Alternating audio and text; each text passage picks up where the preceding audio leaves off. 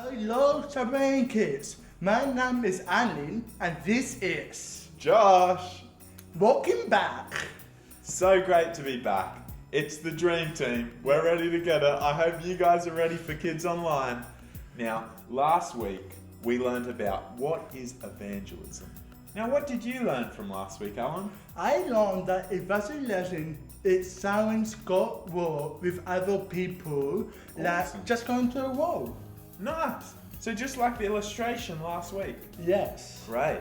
And I learned that evangelism is sharing what Jesus has done in your life with the world around you. Just like the illustration of the light.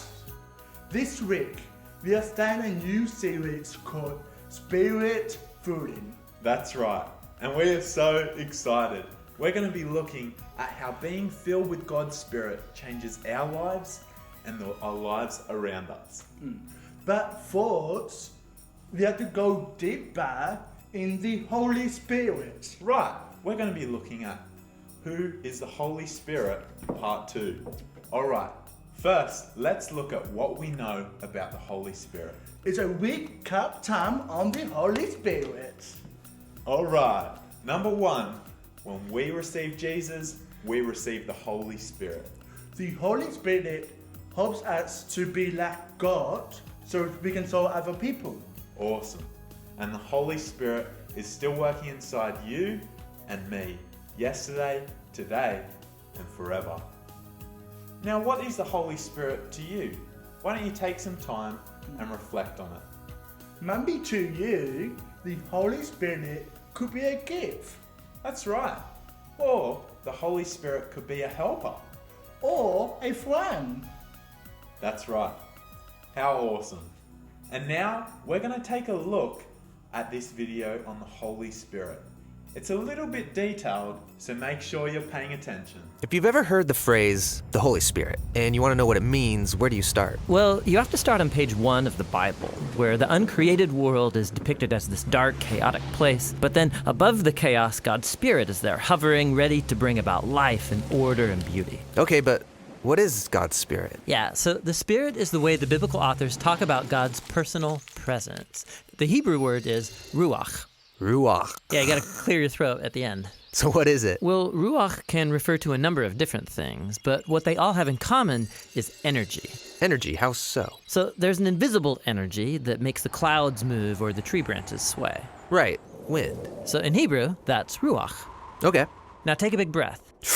So you feel that inside you. Yeah, the air? Well, specifically the energy, right? The vitality in your body that you get from breathing deeply, that too is ruach.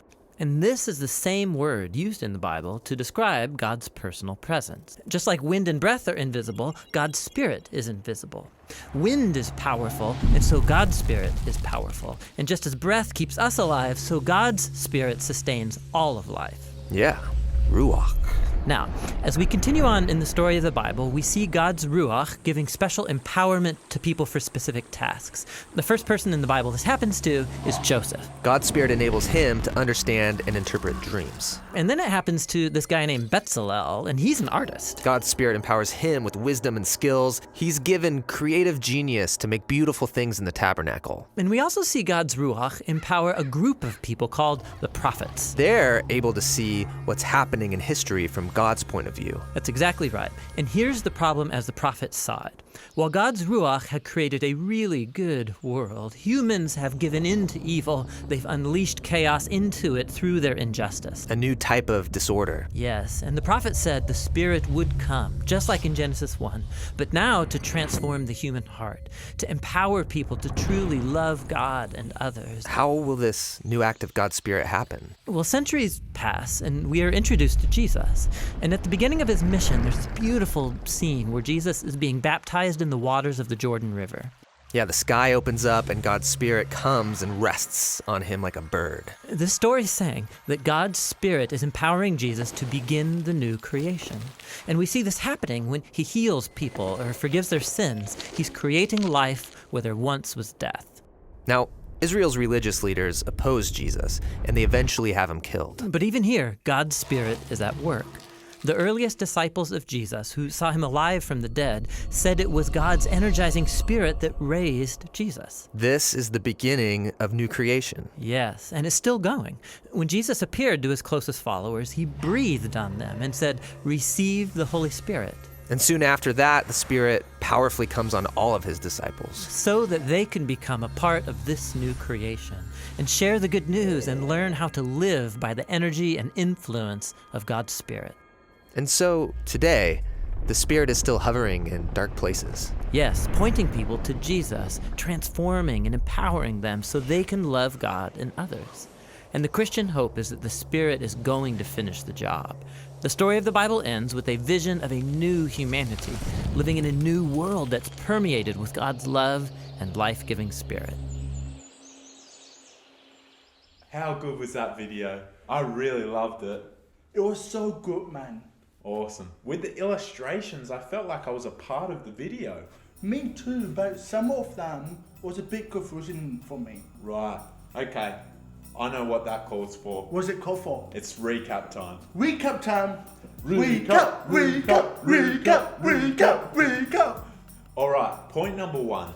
The Holy Spirit is represented by God's breath in us, and He empowers us for specific tasks throughout the Bible. And we know that today as gifting. We are about to do a quick articulate. That's right. We want you to hold your breath and try and do as many star jumps as you can. Ready? Yep. 1, 2, 3.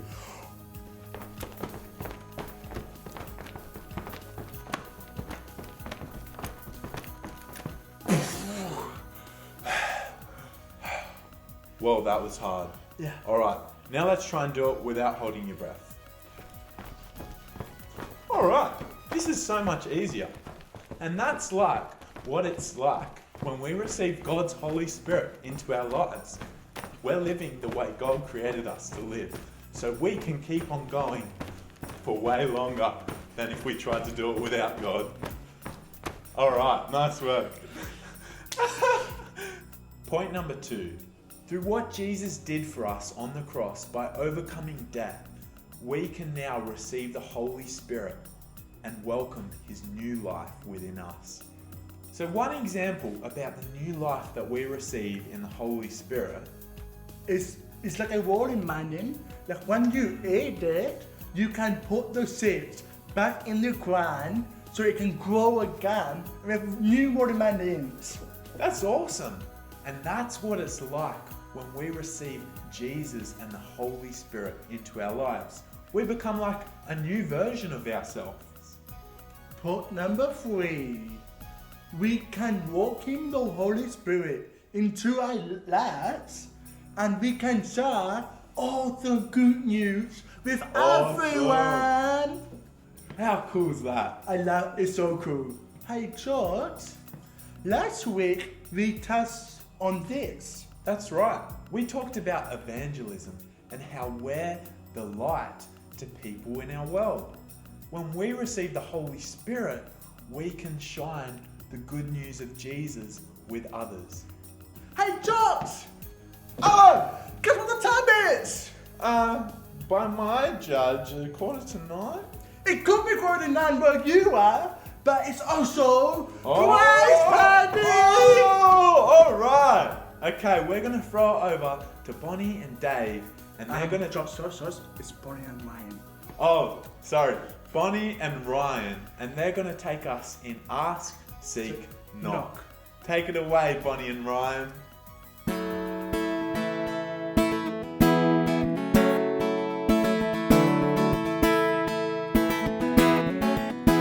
I'm reading my Bible, and this is what it says to me. It tells me that I'm never ever alone. I'm learning how Jesus came down to us and gave His best. Without a doubt, the best friend you'll ever know. Our God knows exactly what I need, so I remember this. Let's go. When you ask, He cares. When you seek, He's there. When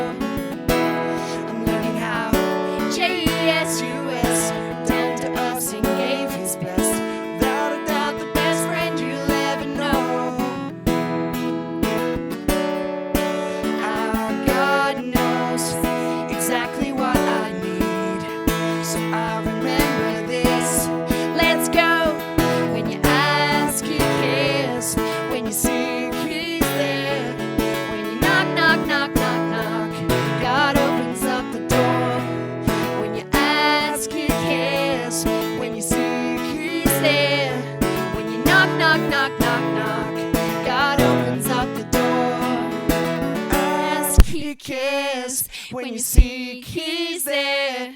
When you knock, knock, knock, knock, knock, God opens up the door. When you ask, He cares. When you seek, He's there. When you knock, knock, knock, knock, knock, God opens up the door. What an awesome time of praise. Isn't that right, Alan? Alan, Oh, sorry, I was just dancing to God. that's okay. We all get lost in praise sometimes. Yep. But now, it's time for our memory verse. Woo! So last week, we did Matthew 5 verse 16, and that's about shining your light. So I hope you remember it. But this week, we're going to jump into John 14 verse 16, which we did in part 1 of the Holy Spirit. Can you say it at home? You ready, Alan? Let's Yes. count them in. 1, 2, 3.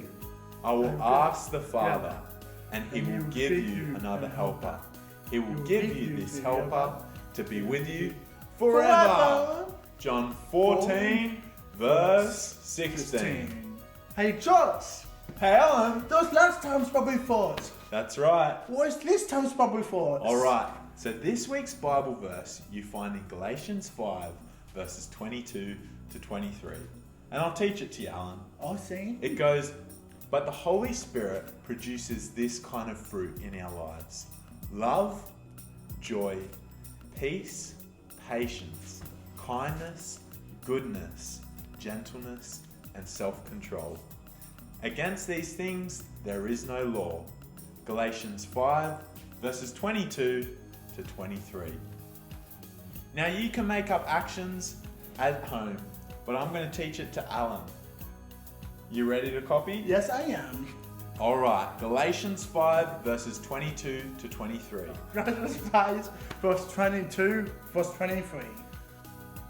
But the Holy Spirit produces this kind of fruit in our lives: The Holy Spirit produces this kind of fruit in our lives: love, life, joy, joy, peace, peace, patience, patience, kindness, kindness, goodness, goodness, gentleness, and gentleness, self-control. and self-control. Against these things there is no law. Against these things is not. Galatians 5 verses 22 to 23. It's only 5 for 22, verse 23. Alright, now at home, why don't you join in? Let's see those actions as we do it together. Galatians 5 verses 22 to 23. But the Holy Spirit produces this kind of fruit in our lives: love, joy, peace, patience, kindness, goodness, gentleness, and self-control. Against these things there is no law. Galatians 5 verses 22 to 23. Great job, guys. Woo! It's a tickety time. Alright, my favorite time. Let's go. Woo, woo, woo, woo. So this week, we want you to spend some time at home, either on your own or with your family, to talk to the Holy Spirit. That's right. And you can ask Him what special gifts He's given you. Ask Him to come and fill your life. Now, a pro tip is, before you can share God's love or what the Holy Spirit's given you, you've got to sit in God's love and ask the Holy Spirit to come and fill your life. It's question times about the Holy Spirit. Alright, question time. So discuss these questions with your friend or family. Number 1, how do we receive the Holy Spirit? Number 2, why is it important to spend time with the Holy Spirit? Why don't you take some time to think about those and get back to us? Alright, I have had so much fun today. But unfortunately, that's all we have time for today. That's right. Have a great week. We'll see you next week. Goodbye, goodbye, good friends, goodbye.